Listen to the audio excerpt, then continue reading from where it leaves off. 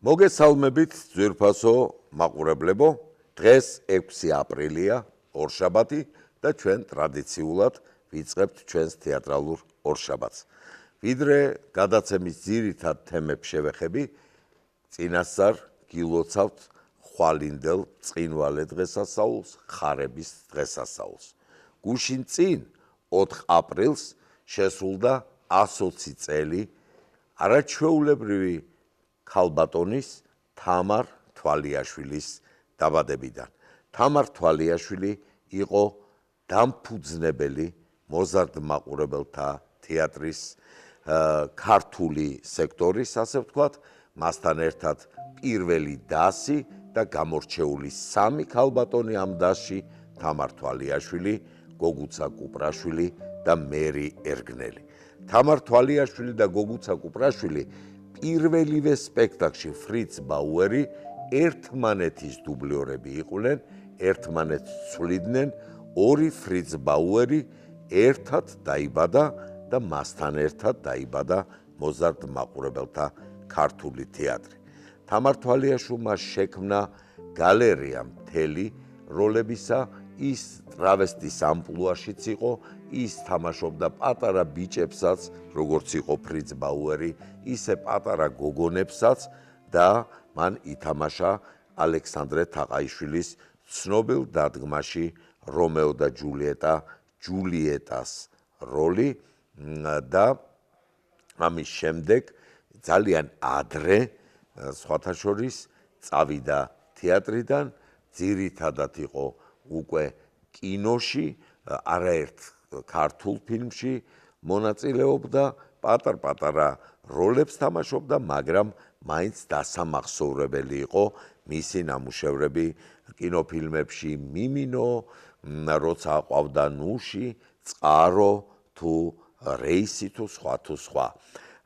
თამარ თვალიაშვილი როგორც დამფუძნებელი მოზარდ მაყურებელთა თეატრმა სიცოცხლის ბოლომდე დატოვა დასის წევრად, ის ითვლებოდა დასის წევრად, ის გახლდათ საქართველოს სახალხო არტისტი და მართლაც 30-იანი, 40-იანი წლების პრაქტიკულად მთელი რეპერტუარის სიმძიმე აღებული ჰქონდათ ამ 3 ქალბატონს, მათ შორის თამარ თვალიაშვილს გამორჩეულად.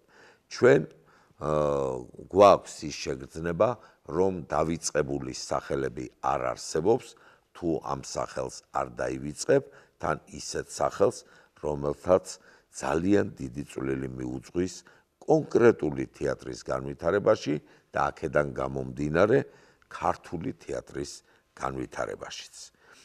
120 წელი არის მრგვალი თარიღი და თუნდაც ამ საიუბილეო თარიღების დროს ჩვენი ვალია გავიხსენოთ ისეთი მოღვაწენი, როგორიც იყო შესანიშნავი ქართველი მსახიობი ქალბატონი თამარ თვალიაშვილი.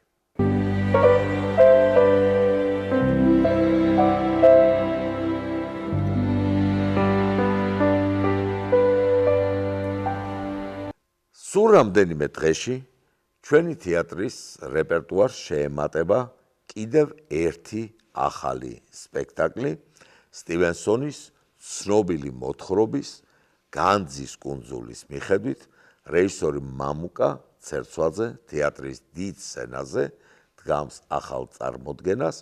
ეს ნაწარმოები ჩემი თაობის მაყურებლისთვის განსაკუთრებით საინტერესო იყო ყოველთვის და მომხიბვლელი, ჩემს წინათაობისთვის, რომ მომხიბვლელი იყო, ეს ჩანს იმით, რომ თავის დროზე 60-იანი წლების დასაწყისში ბატონმა შალვა გაწერელიამ ერთხელ უკვე დადგა განძის კუნძული ჩვენი თეატრის რეპერტუარში და ის გადიოდა დაახლოებით 17-20 სეზონი და 500-მდე წარმოდგენა ითამაშეს, შეიცვალნენ თაობები, შეიცვალნენ მსახიობები, მაგრამ მაინც განძის კუნძული, მაშინ ასე ერქვა განცდა კუნძული იმ სპექტაკლს, რომელიც ბატონმა შალვა გაწერელიამ დადგა, იყო მაყურებლის სხვადასხვა თაობისთვის ძალიან მნიშვნელოვანი.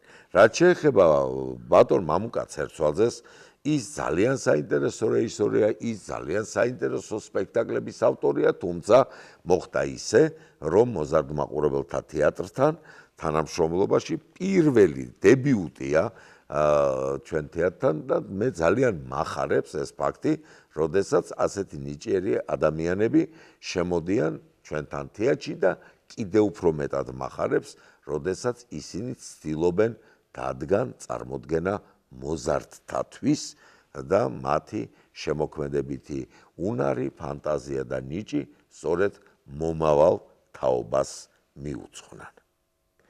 ბატონო მამუკა, კეთილი იყოს თქვენი მობრძანება მოზარდ მაყურებელთა თეატრში.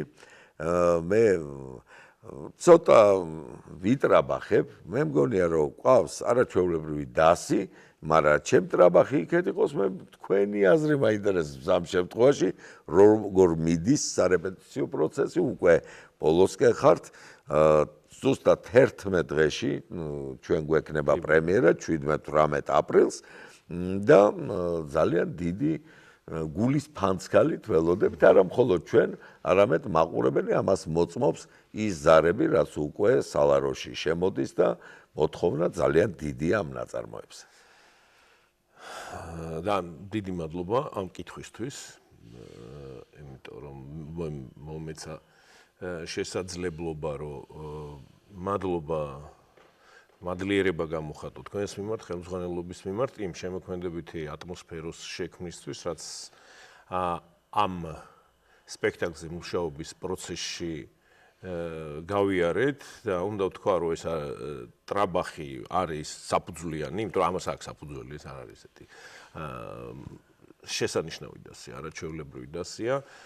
მე მგონია, რომ ძალიან საინტერესო პროცესს გავდივართ და გავიარეთ ერთად და ეს რაღაცნაირად ესე სპექტაკლი თავგადასავალია და მეც რაღაცა ესეთი შემოქმედებითი თავგადასავალი მაქვს ამ დასთან ერთად და ჩემთვის ყოველი დღე შემოქმედებითად მართლა დატვირთულია მათთან მუშაობა. რა და ძალიან დიდი მადლობა იმისთვის, რომ ისინი აი ესეთ სირთულეებს აი ამ სპექტაკლებს თამაშის რაოდენობით და მე კიდე რეპეტიციებს აი ესეთ კომფორტულად, მარტივად და ყოველგვარი სირთულის და ზედმეტი რაღაცების გარეშე ართმევენ თავს. შესანიშნავი შემოქმედებითი პროცესი გავიარეთ მე. თქვენ იყავით ორ სხვადასხვა თეატრში, თეატრის ხელმძღვანელი, ჯერ ზესტაფონში, მერე ჭიათურაში. ამ ბოლო პერიოდში, ბოლო წლებში სხვადასხვა თეატრში ცალკეულ დადგმებს ახორციელებთ და დავაკვირდი, რომ რაღაც ისე მოხდა, შეიძლება ეს უბრალოდ დამთხოვა, რომ ბოლო 2-3 წარმოდგენა იყო საბავშვო რეპერტუარიდან. მე მახსოვს თქვენი დადგმები სადიდო რეპერტუარიდან კი არა, პლუს 18-იც კი, ასეთი საკმაოდ სკანდალურიც, საკმაოდ საინტერესოც, მრავალპლანიანიც და რაღაცა ესე მოხდა. ეს იყო კონკრეტული შემოთავაზებები თეატრიდან, რომ პატარებისთვის გაგეკეთებინათ ამ თეატრებში სპექტაკლები, თუ ეს იყო რაღაცა თქვენი სურვილი და რა განსხვავება, მოდი აქვე გავაერთიანებ კითხვას, როცა ვდგამთ პატარებისთვის და როცა ვდგავთ დასრული მაყურებლისთვის. საინტერესოა. რა განსხვავება, ჯერ იმაზე ვიტყვი, იყო თუ არა ჩემი არჩევანი. ნაწილობრივ ესეც იყო, უფრო დიდი სიამოვნებით და უფრო დიდი ენთუზიაზმით დავთანხმდი აი რამდენიმე შემოთავაზებას, რომ რამდენიმე ამის 4 სპექტაკლია, რაც საბავშვო რეპერტუარიდან, სხვადასხვა თეატრებში, რაც განახორციელია, დავდგი.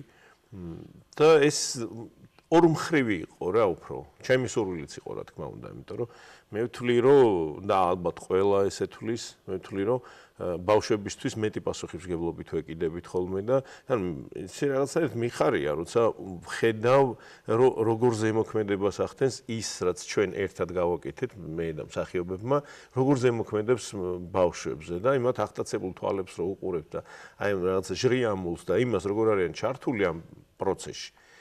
სპექტაკლის მიმდინარეობის დროს რაღაცა სიხარულს მგურიის და კარგია ეს ისა რა ბავშვებისთვის მე მგონი. და ამიტომ ეს იყო ორმხრივი არჩევანი რა, აი ზუგდიდშიც, რუსთავშიც, ზესტაფონშიც შემოთავაზება და ჩემი თანხმობაც დიდი სიამოვნებით. და რა განსხვავებაა? სადადგმო თვალსაზრისით პატარებისთვის. ხო, ისეთ პასუხს გაგცემ ამ კითხვაზე. ბავშვებისთვის თამაშობთ ისევე როგორც დიდებისთვის, ოღონდ გაცილებით უკეთ. გაცილებით უკეთ. თქვენ როგორ ფიქრობთ? აი წინამორბედი სპექტაკლმა გაუძლო თითქმის 2 ათეულ წელს ამ თეატრში. დღევანდელი ახალგაზრდობა, მოზარდი თაობა, თინეიჯერები იქნებიან ისეთივე გატაცებით ამ ნაწარმოების მიმართ, როგორც ჩვენ ვიყავით ბავშვობაში, ან ჩვენს წინათაობა. ხო, საინტერესო კითხვაა, იმიტომ რომ აი პირველი ჯერზე როცა ვიფიქრე რომ განძის კუნძული უნდა დამედგა, პირველ ჯერზე კითხვა გამიჩნდა. იქნებოდა თუ არა დღევანდელ სუპერმენების და ბეტმენების ეპოქაში, ციფრულ სამყაროში ბავშვებისთვის საინტერესო ის, რაც ჩვენთვის ესეთი ლამის მშობლიური იყო ეს თავგადასავლები. და უნდა ვთქვა, რომ კი, რა თქმა უნდა იქნება, იმიტომ რომ ეს ისეთი ტექსტია, რომელიც არ ძველდება და აქტუალურია და ეს არ არის მარტო მეკობრეების ისტორია, ხო? ეს არის ბავშვის ჯიმი ჰოკინსის შინაგანი ზრდის ისტორია. ეს მისი შინაგანი თავგადასავალია, როგორ ყალიბდება ბავშვი პიროვნებად გმირადაც კი. და როგორ მორალურ არჩევანზე, პასუხისმგებლობაზე და ამაზეა ეს ისტორია. და ამიტომ გონია რომ იქნება საინტერესო, მით უმეტეს უკვე რაც ხმები მონდის რომ ბავშვები თუ იქნება ცალთვალად, კითხულობენ, დაინტერესებულები არიან და მე თავადაც პატარა შვილები მყავს. იმედად საინტერესო ერთი სული აქვთ რა, მან როდის წამოვიყვან მეკობრეებზე და აი ეს დრო რო ახლოვდება.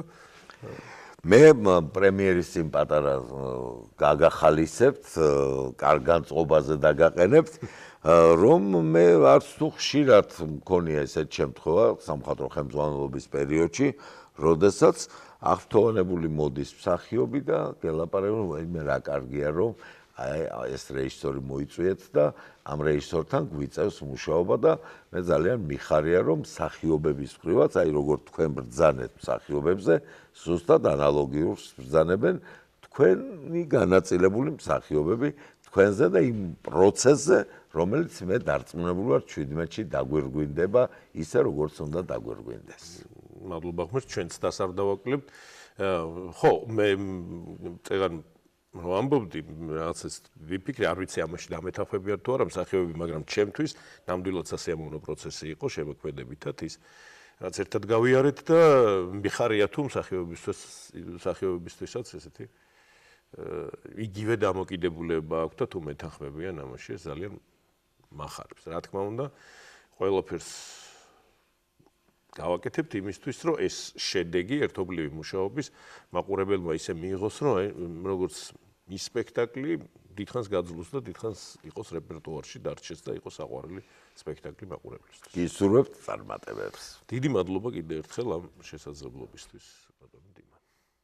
დღეისათვის სულ ეს იყო, თქვენ ყველას მოგეხსენებათ, რომ დაიწყო ვნების კვირა, რომელიც ბრწყინვალე აღდგომით დასრულდება 12 აპრილს, აქედან გამომდინარე, ჩვენ 2 კვირით დაგემშვიდობებით 13 აპრილს აღდგომის მეორე დღეს ჩვენი თეატრალური ორშაბათი არ გავა, ჩვენ შევხვდებით 20 აპრილს, 18 აპრილი არის მოზარდ მაყურებელთა თეატრის დაბადების დღე, 99 წლის ვხვდებით, ანუ საიუბილეო 100 წელიწადში შევდივართ და 20 აპრილის გადაცემა სწორედ მიეძღვნება ამ ფაქტს და შექსპირს მოზარდ მაყურებელთა თეატრის რეპერტუარში.